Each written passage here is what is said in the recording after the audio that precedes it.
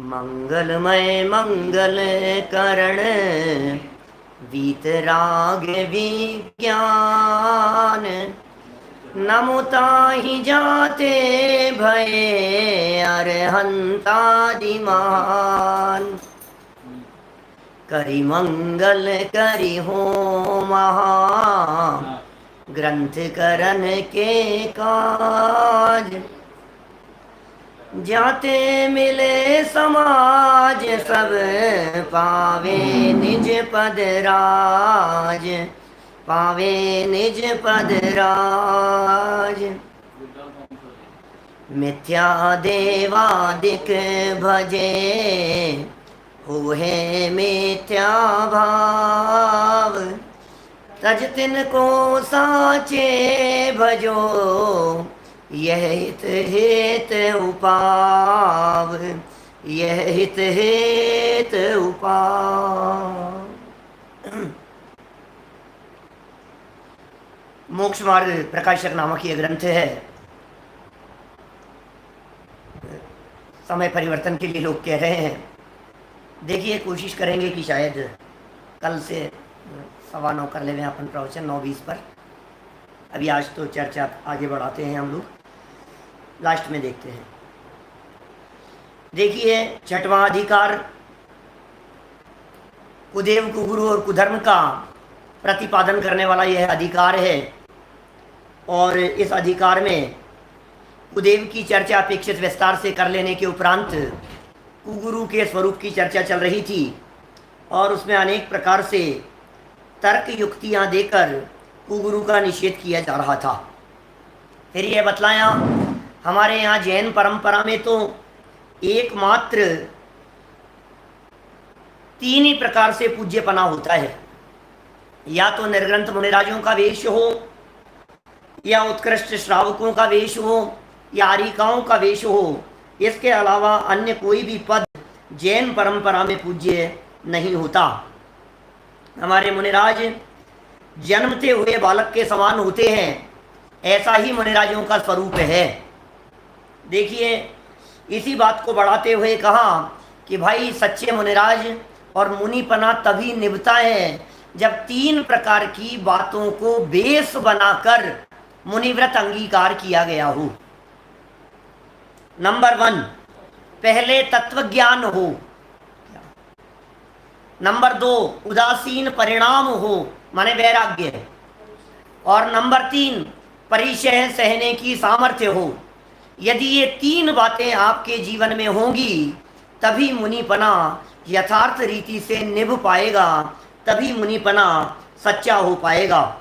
ऐसे सच्चे गुरु कैसे होते हैं और भेषधारी गुरु कैसे होते हैं, ये सब चर्चा कर लेने के उपरांत आगम प्रमाण प्रस्तुत किए जा रहे थे। और हमने यहाँ कल तो रक्षाबंधन था, हमने आपके बीच में 3 आगम प्रमाण प्रस्तुत किए उपदेश सिद्धांत रत्नमाला के। और उसमें यह कहा कि भाई देखो जगत की स्थिति तो देखो, काल दोष से गुरु भी भाट जैसे हो गए हैं। अपने आहार के लिए, अपनी व्यवस्थाओं के लिए गृहस्थों की प्रशंसा करने वाले दिखाई देते हैं। फिर आगे चल करके यह कहा कि भाई देखो समझ नहीं है बिल्कुल भी, इसमें विवेक नहीं है इसमें बिल्कुल भी। सर्प यदि दिखाई देवे तो भागता है, लेकिन कुगुरु रूपी सर्प को देखकर कोई भागता है तो ये बुरा भला कहने लगते, विवेक ही नहीं। और फिर एक गाथा में ये कह दिया कि सर्प यदि डस लेवे वो तो फिर ठीक है, लेकिन कुगुरु रूपी सर्प यदि डस लेवे तो बहुत अनर्थ हो जाएगा। क्योंकि सर्प के डसने से तो एक जन्म बिगड़ता है, लेकिन कुगुरु सर्प के चक्कर में अनंत जन्म बिगड़ते हैं। माने अनंत जन्म इसे लेने पड़ते हैं। भव भवांतर में, जन्म जन्मांतर में यह जीव भटकता रहता है। देखिए अब इसी कथन को दृढ़ करने के लिए आगे बढ़ते हैं। पेज नंबर है 180, 180 नंबर का पेज है। और भी वहाँ और भी गाथाएं ये श्रद्धान दृढ़ करने को कारण बहुत कही हैं, सो उस ग्रंथ से जान लेना। बहुत सारे ऐसे ग्रंथ हैं जिन ग्रंथों में इस प्रकार की बातें कही गई है। तथा संघपट्ट में ऐसा कहा है। ये संघपट्ट क्या है? आपने नाम सुना है क्या संघपट्ट का? संघपट्ट कौन सा ग्रंथ है? कौन से ग्रंथ का रेफरेंस यहाँ ये दे रहे हैं? मैं आपको बतलाना चाहता हूँ, ये रेफरेंस दे रहे हैं टोडरमल जी साहब एक श्वेतांबर ग्रंथ का। संघपट्ट नाम का एक श्वेतांबर ग्रंथ है, बहुत पुराना लिखा हुआ है। ऐसा हमने जब जांच की इसकी, क्योंकि अपने दिगंबर परंपरा में तो ये ग्रंथ मिला नहीं, और टोडरमल जी ने आगे चल करके खुद भी कह दिया कि ये श्वेतांबरों का ग्रंथ है। तो उन्होंने जब हमने इसको तलाशा तो संघपट्टक के नाम से एक ग्रंथ हमारे को मिला जैन ई लाइब्रेरी पर। हमने उसे देखा, वो ग्रंथ करीब 11वीं शताब्दी का लिखा हुआ है। कितना प्राचीन हो गया, माने आज से देखें तो लगभग 900 वर्ष पहले का लिखा हुआ है। जिन वल्लभ सूरी द्वारा लिखा गया ग्रंथ है, संस्कृत भाषा में लिखा गया। किसी संस्था ने उसे प्रकाशित करवाया, 1907 में प्रकाशित हुआ है, लगभग आज से भी 100-125 वर्ष पहले। इतना पहले का पुराना ग्रंथ है वो। और उस ग्रंथ का रेफरेंस देकर के टोडरमल जी साहब यहाँ कुछ बात कह रहे हैं। जो दशा 900 साल पहले श्वेतांबर संप्रदाय में कही गई थी, उसी तरह की घटना और परिस्थितियां शायद आज के समय में दिगंबर रामनाय में भी दिखाई देती है।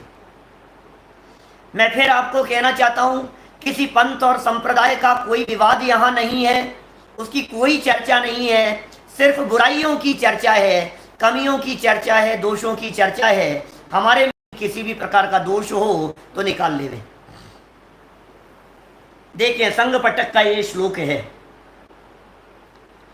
क्षुत्क्षाम किल कोपि रंक शिशु कह प्रव्रज्य चेति क्वचित। शार्दूल विक्रीडित छंद है। कृत्वा किंचन पक्षवाक्ष्यतकलिः प्राप्तस्तदाचार्यकम् चित्रं चेत्य गृहीयति निजे गच्छे कुटुम्बीयति स्वं क्रियति बालिशीयति बुधान् विश्ववराकीयति। क्या कह रहे हैं? देखो, अर्थ देखो इसका। क्षुधा से ग्रश, भूखा है कोई आदमी, कृश हो गया है, चोर हो गया है, भूख जिससे सहन नहीं हो रही है, ऐसे किसी रंक का बालक, किसी गरीब व्यक्ति का बालक कहीं चैत्यालय आदि में दीक्षा धारण करे।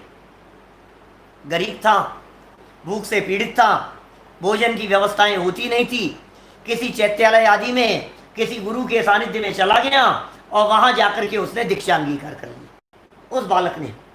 और पाप रहित न होता हुआ, पाप से रहित नहीं हुआ, वहां जाकर के दीक्षा ले ली और किसी पक्ष द्वारा आचार्य पद को प्राप्त हो गया। अब वो बालक था, वो बालक वहां संघ में दीक्षित हो गया, थोड़े बहुत समय तक रखा, थोड़ा सा उसका पक्ष विशेष हो गया, उससे लगाव हो गया, तो आचार्य ने अपने बाद में उसे गुरु पद दे दिया, आचार्य पद दे दिया। होते हैं ऐसे, सब देखे जाते हैं।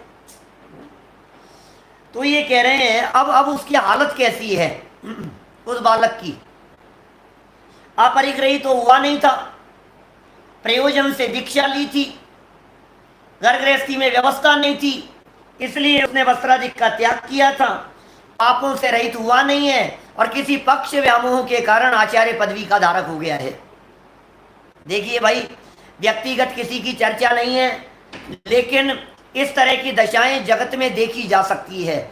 हम यदि मुनि बने तो पाप रहित होकर के बने, हम यदि मुनि अवस्था अंगीकार करें तो पक्ष रहित होकर के और पाप रहित तो होकर के और किसी प्रयोजन को, लौकिक प्रयोजन को सिद्ध करने के लिए मुनि ना बने, इसके लिए ये बात कही जा रही है। अब हालत क्या होती है, वह चैत्यालय में अपने गृहवत प्रवर्तता है। ओह, चैत्यालय में ऐसे प्रवर्तन कर रहा है जैसे ये तो मेरा घर है। हमने मंदिर बनवा दिया, हमने प्रतिष्ठा करवा दी, धर्मशालाएं बनवा दी, अब उस जगह पर वे साधु इस प्रकार से प्रवर्तन करें तो मेरा है, मेरा ही तो बनवाया हुआ है, मैंने ही तो करवाया था ये सब। उस चैत्यालय आदि में अपने गृहवत प्रवर्तता है। निज गच्छ में कुटुंबवत प्रवर्तता है। ये निज गच्छ क्या चीज है, श्लोक का अर्थ कर रहे हैं, माने अपना जो साधु संघ है उस साधु संघ में इस प्रकार से प्रवर्तन करता है, ये मेरा परिवार है। चैत्यालय, धर्मशाला आदि उस क्षेत्र को ऐसा समझता है ये मेरा है, वह अधिकार जमाता है। निज गच्छ में कुटुंबवत प्रवर्तता है और अपने को इंद्रवत महान मानता है। मेरी चलती है यहां पर। इंद्र किसे कहते हैं, आज्ञा और ऐश्वर्यवान को इंद्र कहते हैं, सर्वर सिद्धिकार। जहां आज्ञावान हो, जहां ऐश्वर्य चलता हो, वो कौन है, बोले इंद्र है। तो यहां तो मेरी चलती है, यहां तो मेरी ही चलेगी, मैंने निर्माण करवाया है, मैंने इस तीर्थ क्षेत्र का उद्धार कराया है, मैंने इस टेकड़ी पर ऐसा खड़ा किया है, ये तो मेरी चलेगी। तो ये ऐसे अधिकार जमाता है, इंद्रवत महान मानता है अपने आप को। ज्ञानियों को बालकवत अज्ञानी मानता है, हे पंडितों को ऐसे कह करके पुकारता है, अज्ञानी समझता है। सर्व गृहस्थों रंकवत मानता है, गृहस्थों को गरीब मानता है, रंकवत मानता है, दीनहीन दरिद्री मानता है। सो यह बड़ा आश्चर्य हुआ। टोडरमल जी साहब ये कह रहे हैं, भाई तूने दीक्षा लेकर के ये क्या कर लिया, घर गृहस्थी को छोड़ा, तूने एक छोटा सा मकान छोड़ करके ये 200 कमरों का मकान बना लिया, एक 4 आदमियों का परिवार छोड़ करके तूने इतना बड़ा कुटुंब खड़ा कर लिया, तूने श्रावकों में अपनेपन की कल्पना कर ली, तूने जगत में लोगों में अपनेपन की कल्पना कर ली, तुझे ये श्रावक अपने कर्मचारी मत दिखाई देते हैं, ऐसा फील करने लगता है ये श्रावक तो मेरे नौकर है, क्या ये तो मेरे अनुसार चलेंगे, इनको तो मैं ही चलाऊंगा। आदेश देता है, ए भाई तुझे इतना देना पड़ेगा, कह दिया ना, बस फरमान जारी हो जाते हैं। भरी सभा में श्रावकों के खिलाफ या श्रावकों को आदेश दे दिए जाते हैं। अब वो बेचारा यदि नहीं करे तो मरे, और करे तो उतनी परिस्थिति नहीं दिखाई देती है। 1 करोड़ देने पड़ेंगे तुम्हारे को, 50 लाख देने पड़ेंगे तुम्हारे को। अब तुम्हें क्या लेना देना है, किसको कितने देने पड़ेंगे, किसके ऊपर क्यों अधिकार जमा रहे हो, क्यों उनसे मांग रहे हो, क्यों पैसा इकट्ठा कर रहे हो, ये सारी हालत ऐसी नहीं दिखती है। ये टोडरमल जी को आगे क्या कह रहे हैं, बड़ा गजब का तर्क दिया है। और सुनना जरा, शायद हो सकता है 350 साल पहले भी जयपुर जैन समाज और आसपास के हिंदुस्तान की इन परिस्थितियों में इस तरह का वातावरण पनपने लग गया हो, तभी तो लिखा होगा ना उन्होंने। आज यदि वे लिखते तो पता नहीं क्या लिखते। क्या जब 350 साल पहले उन्होंने ये बातें लिखी है कि चैत्यालय को अपना घर समझता है, श्रावकों को अपना अधीन समझता है, अपने जो संघ है उस पूरे संघ को अपना परिवार समझता है, अधिकार जमाता है, लेकिन ये जो बातें हैं ये सब साक्षी लेकर के लिखी है एक श्वेतांबर ग्रंथ की। और इतना ही नहीं, और आगे कहते हैं, तथा माने जिन वल्लभ सूरी जो श्वेतांबर आचार्य हुए उन्होंने भी कितनी दृढ़ता से वचन कहे होंगे। आखिर उन्होंने दिगंबरों के खिलाफ तो नहीं लिखा होगा, श्वेतांबर संप्रदाय में व्याप्त कमियों को दूर करने के लिए लिखा होगा ना। मैंने उस ग्रंथ के पन्ने बदल करके देखे, 1907 में प्रकाशित हैं, जैनी लाइब्रेरी के ऊपर उपलब्ध है। मुझे बड़ा मतलब ऐसा लगा कि यार कितनी दृढ़ता से शिथिलाचार्य के ऊपर चोट मारने का प्रयास किया है, जिन वल्लभ सूरी द्वारा लिखा गया, उसकी साक्षी देकर के बात कर रहे हैं। देखिए, तथा 181 नंबर पेज नंबर है 181, अपना प्रवचन नंबर था 141। तथा यर जातो नैचे वर्धितो नैचे नैचे क्रीतो। ओह, क्या क्या बात कह रहे हैं भाई साहब। कुछ कुछ ख्याल में आई क्या? संस्कृत आती है थोड़ी बहुत ख्याल में? हमारे जो सब शास्त्रीय विद्वान लोग हैं इनके तो सबके ख्याल में आती है, तुरंत समझ में आ गई। इत्यादि काव्य है, उसका अर्थ ऐसा है कि जिनसे जन्म नहीं हुआ। सुनो सुनो जरा क्या कह रहे हैं। ये उन साधुओं के संदर्भ में कह रहे हैं जो साधु कुगुरु बन करके सारे जगत में घूम रहे हैं। ये उन साधुओं के संदर्भ में कह रहे हैं जिन साधुओं के द्वारा किन पर अधिकार जमाया जाता है, जिनके द्वारा जन्म नहीं हुआ है। ये जन्मदाता है क्या हमारे कोई श्रावक? नहीं, बड़ा नहीं है। न तो उनसे हमारा जन्म हुआ है, न हमने उनको जन्म दिया है, न वे हमारे परिवार वाले हैं, न उन्होंने हमारे को बढ़ाया है, पढ़ा लिखा करके बड़ा किया है, न मोल लिया है और न देनदार हुआ है। इस श्रावकों से हमारा क्या संबंध है बतलाइए? ये श्रावक हमारे नौकर हैं, ये श्रावक हमारे देनदार हैं, ये श्रावक हमारे लेनदार हैं, ये श्रावक हमारे परिवार के लोग हैं, ये श्रावक हमारे माता पिता हैं, ये श्रावक हमारे बच्चे हैं, ये श्रावक हमारे भाई हैं। कौन है ये? इनसे क्या संबंध है हमारा? कोई संबंध नहीं है, कोई देनदारी लेनदारी आदि कुछ भी नहीं है उनके साथ में, इत्यादि कोई प्रकार संबंध नहीं है। और गृहस्थों को वृषभवत हाँकते हैं। लो, बैल की तरह हाँकते हैं गृहस्थों को। तुझे ऐसा करना पड़ेगा, तुझे यहां करवाना पड़ेगा, ये काम तेरी तरफ से होगा, तुझे ये करवाना है, आदेश है हमारा, फरमान जारी हो जाता है। हाँकते हैं उन्हें। नहीं, आप हमारे ऊपर क्यों चला रहे हो ये तो बताओ। जबरन हमारे ऊपर चलाने की चेष्टा क्यों कर रहे हो? जबरदस्ती इस तरह का आदेश हमारे खिलाफ क्यों निकाल रहे हो आप? तुझे ये करवाना पड़ेगा। किसी के मार्बल का काम है, तुझे मार्बल लगवाना पड़ेगा। किसी के सीमेंट का काम है, तुझे यहाँ सीमेंट लगवानी पड़ेगी। तेरी ये व्यवस्थाएं हैं, तेरा लोहे का काम है, एक काम कर, यहाँ का सारा लोहा जितना भी लगेगा तुझे लगाना पड़ेगा। यहाँ की लाइटें जितनी भी लगेगी ये तो तुम्हारे यहाँ से आएगी भैया। खूब कमाता है इधर उधर, हमारे आशीर्वाद से और कमाएगा, सारी लाइटें फ्री में लगाएगा यहाँ पे, तेरा बिजनेस खूब चलेगा, हम आशीर्वाद दे रहे हैं तेरे। अब ये देखो, आप बेचारा कह रहा है, वो व्यक्ति ये बात कह रहा है बिजनेस अच्छा नहीं चल रहा महाराज जी, इतना नहीं दे पाऊंगा, इतनी व्यवस्था नहीं है, अभी नहीं हो, नहीं आदेश दे दिया तुझे करना पड़ेगा। ये कह रहे वृषभवत हाँकते हैं, बैल की तरह हाँकते हैं श्रावक को, अपने कंट्रोल में रखते हैं, जबरदस्ती दानादिक लेते हैं। कैसे शब्द भाई साहब, मुझे तो लग रहा है ये टोडरमल जी ने जो शब्द 350 साल पहले लिखे हैं वो आज की परिस्थितियों में हूबहू दिखाई देते हैं। उस समय भी ऐसी परिस्थितियां होने लग गई होगी, हाँकने लग गए होंगे, बैल की तरह हाँकते हैं, दानादिक लेते हैं। सो हाय हाय, ग्रंथ का प्रमाण दे करके बात कर रहे हैं, खुद नहीं लिख रहे हैं क्या? डराते हैं, श्राप दे दूंगा, अपशब्द कह दूंगा, उल्टा सीधा बोल दूंगा, तेरा घर बर्बाद हो जाएगा, परिवार खत्म हो जाएगा तेरा। और ये बेचारे डरते हैं, क्या करें? हाय हाय, सुनो तो सही शब्द। सो हाय हाय, यह जगत राजा से रहित है, कोई न्याय पूछने वाला ही नहीं है। भाई साहब, कौन कौन पूछे, कौन कहे, कौन बताए? कोई न्याय पूछने वाला नहीं है, कोई बताने वाला नहीं है, कोई कहने वाला नहीं है। कौन कौन करे न्याय? यहाँ उनके खिलाफ कौन जाए? सब डरते हैं, घबराते हैं, भयभीत तो होते हैं, और जैसा जैसा वे कहते हैं उनके अनुसार करने लगते हैं। क्या करें? पिसता है बेचारा श्रावक।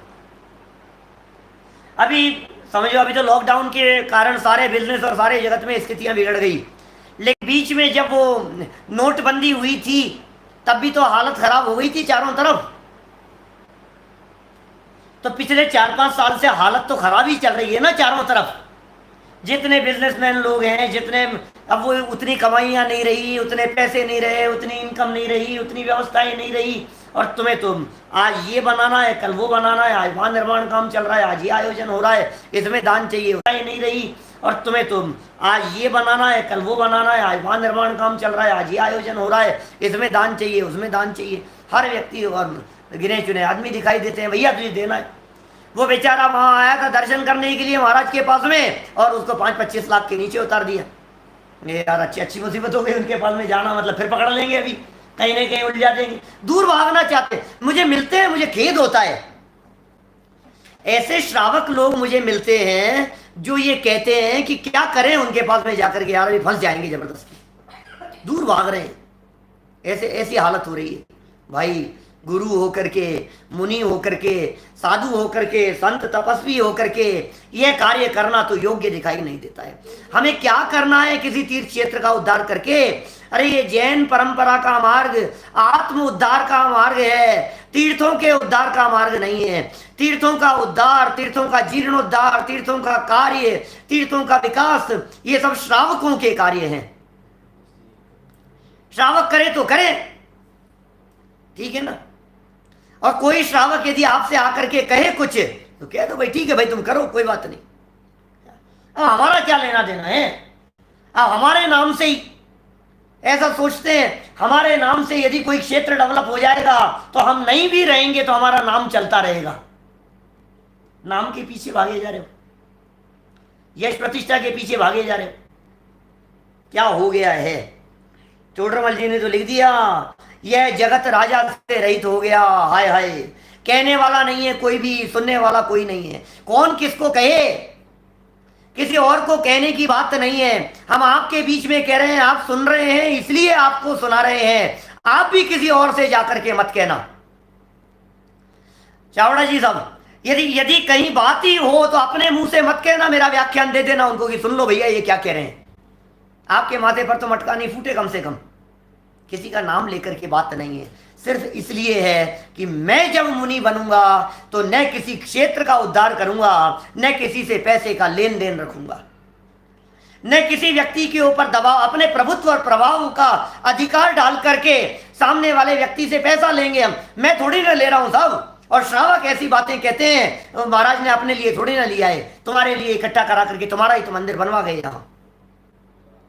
कभी कभी तो इस बात पर भी मुझे खेद दिखाई देता है कि ऐसे महाराज को कोई कुछ पूछता ही नहीं है, जिनका ध्यान, जिनकी साधना, जिनका ज्ञान, जिनकी योग्यता, जिनका वैराग्य, जिनका त्याग विशेष दिखाई देता है। ऐसे महाराज का चातुर्मास कराना चाहते हैं जो 2-5 करोड़ रुपए हमारे मंदिर में इकट्ठा करवा के चले जाए। सब लोगों की यही स्थिति है। बोलो, बात ख्याल में आ रही है क्या? आपको यदि आपके नगर में किसी महाराज का चातुर्मास कराना है तो ऐसे ही महाराज का चातुर्मास कराएंगे ना जो मंदिर का उद्धार करा जाए, 2-5 करोड़ रुपए का फंड बना जाए, पैसा इकट्ठा करा जाए, बोलियां बुलवा जाए, लोग बहुत पैसा दे जाए, भीड़ इकट्ठी हो जाए, हजारों लोग उनको सुनने के लिए आए और फिर बोलियां बुलवा करके पैसा इकट्ठा हो जाए। आप भी यही चाहते? लोभी गुरु लालची चेला, दो नरक में ठेलम ठेला, क्या करें? अरे भाई, साधु की महानता पैसा इकट्ठा करने से नहीं है। मुनिराजों की महानता इस बात से नहीं है कि कितनी भीड़ इकट्ठी कर ली गई है। भीड़ इकट्ठी करने से मुनिराज की महानता है क्या? पैसा इकट्ठा करने से मुनिराज की महानता है क्या? क्षेत्रों के विकास और उद्धार से मुनिराजों की महानता है क्या? मुनिराजों की महानता उनके ज्ञान से, ध्यान से, साधना से है, तपस्या से है, ज्ञान और वैराग्य से है, रत्नत्रय से है, सम्यक दर्शन ज्ञान चारित्र से उनकी महानता है। उसे तो समझते नहीं। क्या क्या करें भाई? थोड़ा कहा है, खूब समझना, कहां तक कहें? सब समझदार लोग हैं, हमें किसी के बारे में कुछ कहना नहीं है। जो प्रकरण चल रहा है हम आगम की बात आपको कह रहे हैं। कोई व्यक्ति मेरा भी विरोध करे तो मेरा वो टोडरमल जी का विरोध है, और टोडरमल जी का विरोध नहीं है, वो कुंद कुंदाचार्य का विरोध है, क्योंकि बात तो कुंद कुंदाचार्य की है। वो कुंद कुंदाचार्य का विरोध नहीं है, क्योंकि कुंद कुंदाचार्य तो बात बात में ये कहते हैं जिन्हें ही वणिनम, जिनेंद्र भगवान द्वारा कहा गया है, वो तो साक्षात भगवान महावीर स्वामी का विरोध है। किस किस का विरोध करेंगे आप? सच बात कहने वाले का। सत्य को विरोध झेलना पड़ता है, यह देखा जाता है इस जगत में। यह पंचम काल है, कोई बात नहीं, लेकिन निर्भीकता से अपनी बात तो कहें। हमारे ऊपर आगम है, हमारे ऊपर टोडरमल जी हैं, हमारे ऊपर कुंदकुंदाचार्य जैसे आचार्य हैं, और हमारे ऊपर भगवान महावीर स्वामी की बात को प्रतिपादन करने की, यथार्थ रीति से बताने की जिम्मेदारी है। हम क्यों नहीं बताएंगे? देखिए क्या कह रहे हैं यहाँ पर, हाय हाय। अब ये जो बात लिखी है ना, ये बात तो श्वेतांबर ग्रंथ का आधार देकर के कह रहे हैं। नीचे प्रश्न उठाएंगे। मुझे मालूम है सारे सुनने वाले दिगंबर लोग ये कहेंगे, अरे यार श्वेतांबर ग्रंथ का प्रमाण दे रहे हो, श्वेतांबर ग्रंथ का प्रमाण दे रहे हो, वो प्रामाणिक है, उनकी बात कर रहे हो आप। उठाया इन्होंने, खुद प्रश्न उठाया पंडित जी ने। नीचे पढ़ रहा हूं, अभी नीचे उतर रहा हूं, देखो आप। लेकिन बात कितनी गजब की लिखी है। माने यदि सच्ची बात है तो वो श्वेतांबर मुनिराज के द्वारा कही गई जाने से अप्रामाणिक तो नहीं हो सकती है ना। हमारी बात का पोषण करने के लिए अकेले श्वेतांबर आमनाय की बात नहीं कर रहे हैं। अरे कबीरदास जी भी यदि कोई बात कहेंगे तो हम अपने प्रमाण के रूप में उनको भी प्रस्तुत करेंगे। हमारी बात के प्रमाण स्वरूप यदि कोई अन्य मतावलंबी भी यदि प्रस्तुत करेगा तो हम उस बात को भी सामने प्रस्तुत करेंगे कि देखो हिंदू धर्म वाले भी ये कहते हैं रात्रि भोजन करना मांस खाने के बराबर है, रात्रि में पानी की एक बूंद पीना ये खून पीने के बराबर। वो कह रहे हैं, हम उनको भी प्रमाण स्वरूप प्रस्तुत करेंगे। बोलो, मानना पड़ेगा भाई साहब आपको। क्या सोचना जरा गंभीरता से। क्या समय परिवर्तन की डिमांड आ रही है, कल से करेंगे, 9:20 पर रखेंगे कल से, है ना। देखिए क्या कह रहे हैं, बात समझ में आई क्या कुछ है? क्या करें? गृहस्थों को वृषभवत हाँकते हैं जबरदस्ती, जबरदस्ती। क्या जबरदस्ती दानाधिक लेते हैं। सो हाय हाय, यह जगत राजा से रहित है, कोई न्याय पूछने वाला नहीं है, कोई पूछने वाला नहीं है, कोई कुछ कहने वाला नहीं है। बोलो, इस प्रकार वहां इस श्रद्धान के पोषक काव्य हैं, सो उस ग्रंथ से जानना। कौन से ग्रंथ से जानना? संघ पट्टक नाम ग्रंथ दिया। और कौन है संघ पट्टक के लेखक? जिन वल्लभ सूरी। और कब लिखा गया है? 11वीं शताब्दी में लिखा गया है। विक्रम संवत 1100 के आसपास लिखा गया ग्रंथ है। बोलो, ऐसा ही आज दिखाई दे रहा है। 900 साल पुरानी घटना, 900,000 साल पहले ये बात लिखी गई है यहाँ पर। और कितना कोई कहता है, अब सुनो जरा गजब की बात। सब लोग हैं कहने वाले, तो कोई भी व्यक्ति कुछ भी बात कह सकता है। यहां कोई कहता है यह तो श्वेतांबर विरचित उपदेश है, उसकी साक्षी किस लिए दी? खुद ने प्रश्न उठा लिया। टोडरमल जी जानते थे हम संघ पट्टक का यहां उदाहरण दे रहे हैं, उदाहरण प्रस्तुत कर रहे हैं, लोग जरूर ये बात कहेंगे ये तो श्वेतांबर ग्रंथ है भाई साहब, तुम उसकी साक्षी क्यों दे रहे हो? अरे हम तो न्यूज़पेपर की साक्षी भी देंगे। बोलो तुम्हें क्या ऐतराज है? हम तो हिंदुओं के ग्रंथ की साक्षी भी देंगे। हमारी बात का पोषण जहां जहां से मिलेगा। हमारा उद्देश्य तो तुम्हें समझाने का है, जैसे तुम समझो वैसे तुम्हें समझाएंगे। जिस बात से तुम्हारे को जचे उस बात से हम समझाने की कोशिश करेंगे। इधर से भी समझाएंगे, उधर से भी समझाएंगे। अरे नरेंद्र मोदी जी का हवाला देकर के भी समझाएंगे, मेनका गांधी जी का हवाला देकर के भी समझाएंगे।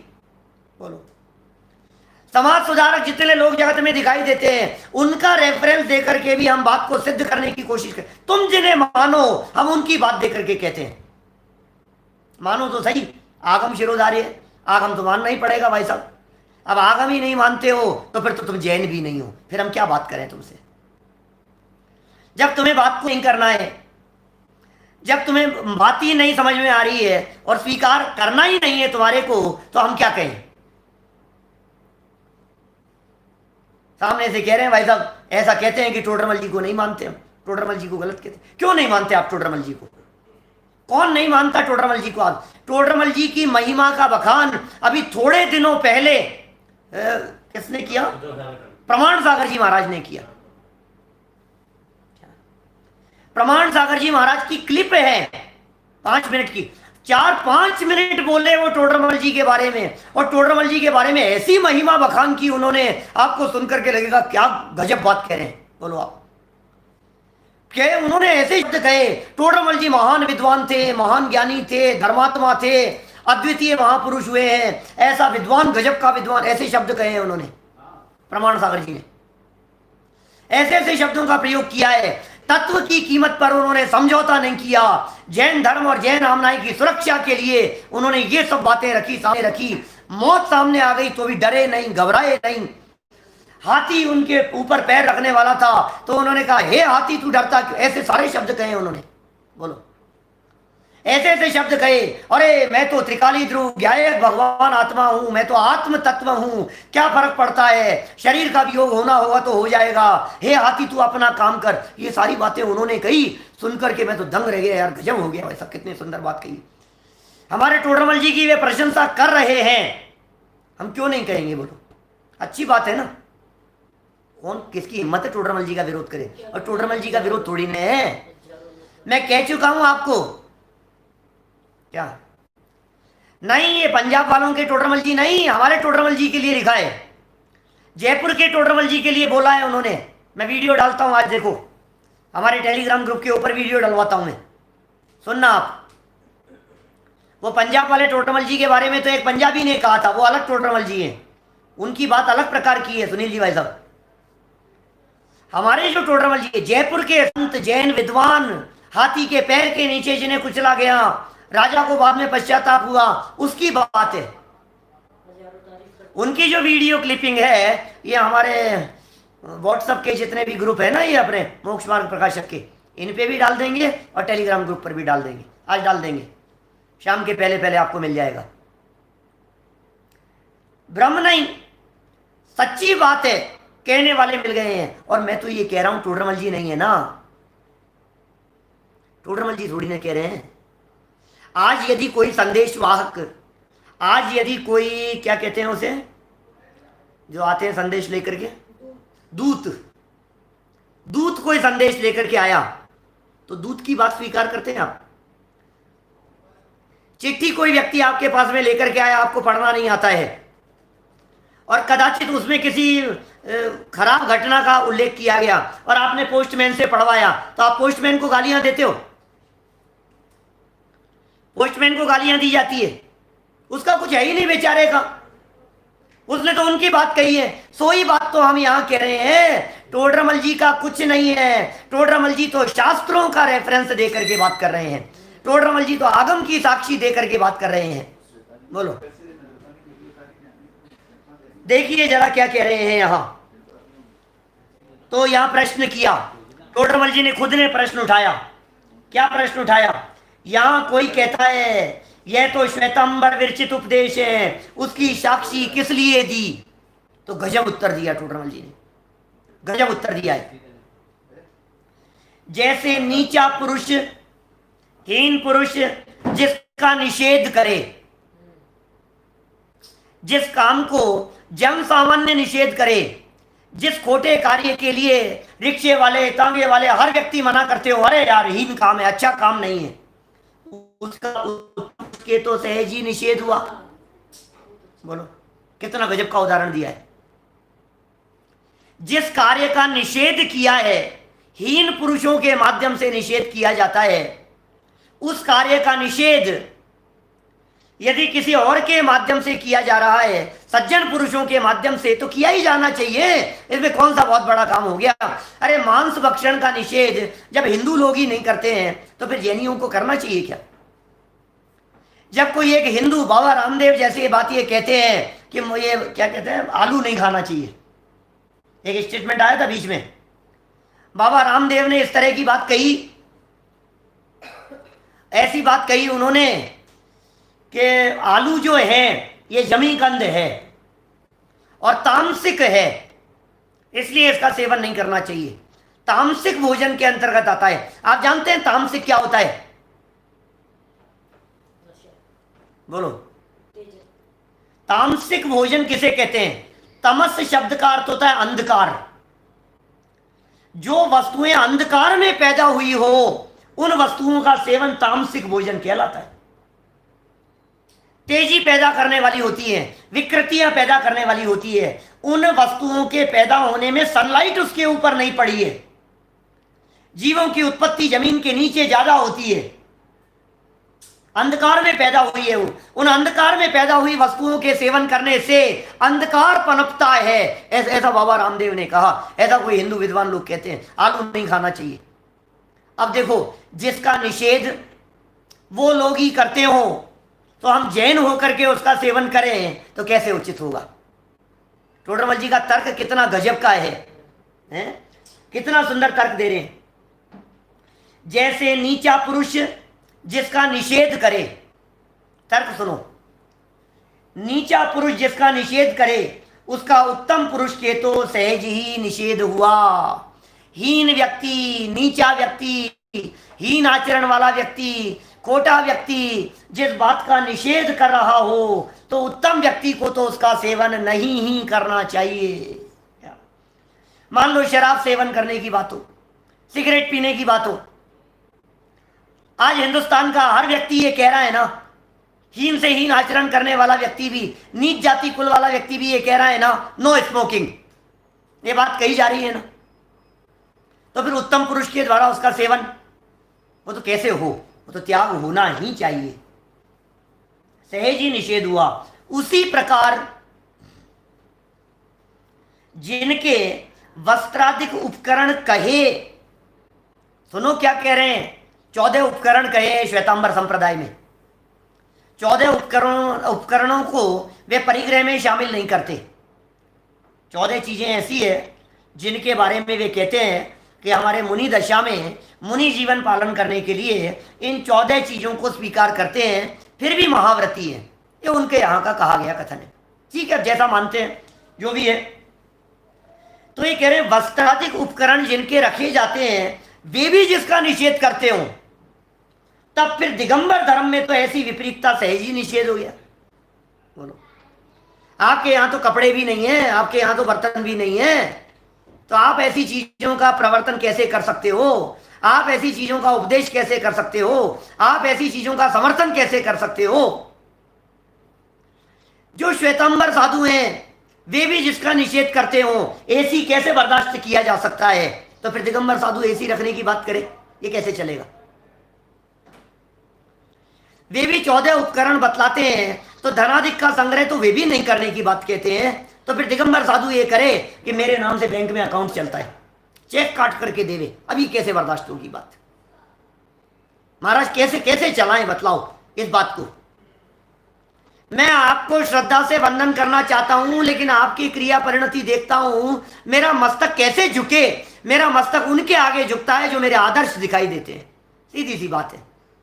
वंदे तदगुण लब्धये, हमारे यहाँ जैन परंपरा का मार्ग वंदन क्यों किया जाता है?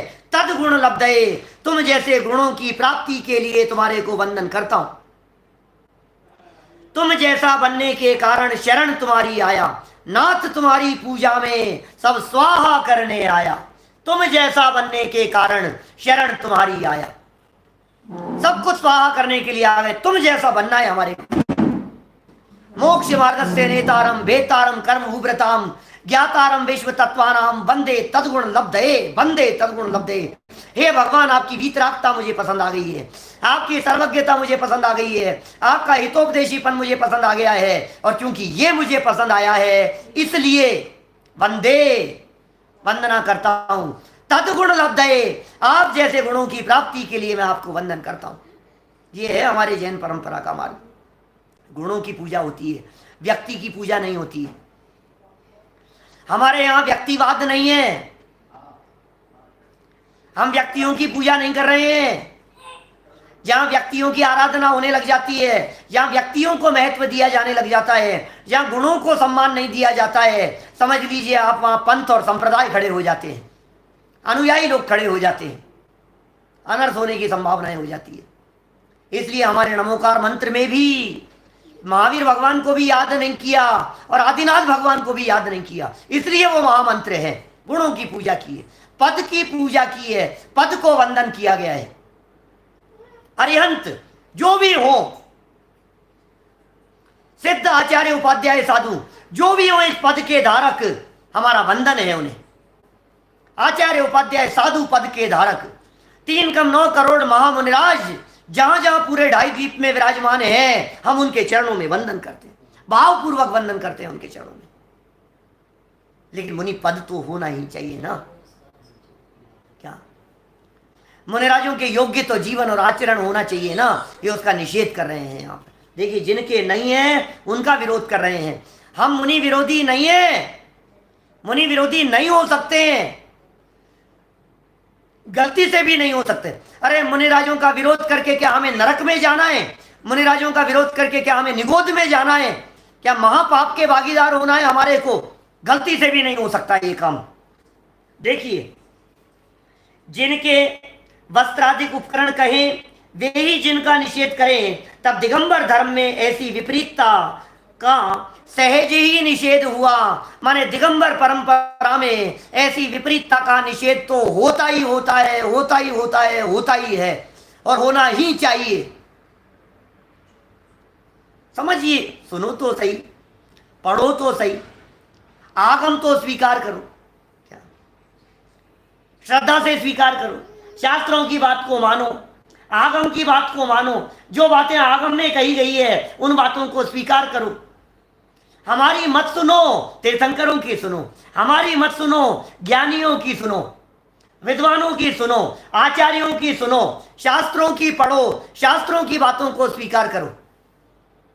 हमें स्वयं मुनि बनना है भाई साहब, निर्णय तो हमारे लिए चल रहा है। और हमने कही थी आपको एक दिन बात, देव शास्त्र गुरु के निर्णय के बिना सम्यक दर्शन की प्राप्ति नहीं होती। रत्नाकरण श्रावकाचार्य का श्लोक है ना, क्या श्लोक है रत्नाकरण श्रावकाचार्य का?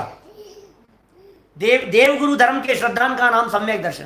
त्रिमूढ़ा पूर्ण अष्टांगम सम्यक दर्शन मस्मयम, श्रद्धानम परमार्थानाम आप्त आगम तपोभृताम, त्रिमूढ़ा पूर्ण अष्टांगम सम्यक दर्शन मस्मयम। सम्यक दर्शन का लक्षण बतला दिया क्या? और क्या है सम्यक दर्शन का लक्षण? तो क्या कहा उन्होंने सम्यक दर्शन का लक्षण बतलाते हुए? क्या कहा? पापा भी बोला ना मैंने, श्रद्धानम परमार्थानाम। परमार्थ से सम्यक दर्शन किसका नाम है? आप्त, आगम और तपोव्रताम। आप्त माने अरहंत भगवान तीर्थंकर परमात्मा, आगम माने जिनवाणी, और तपोव्रत माने मुनिराज।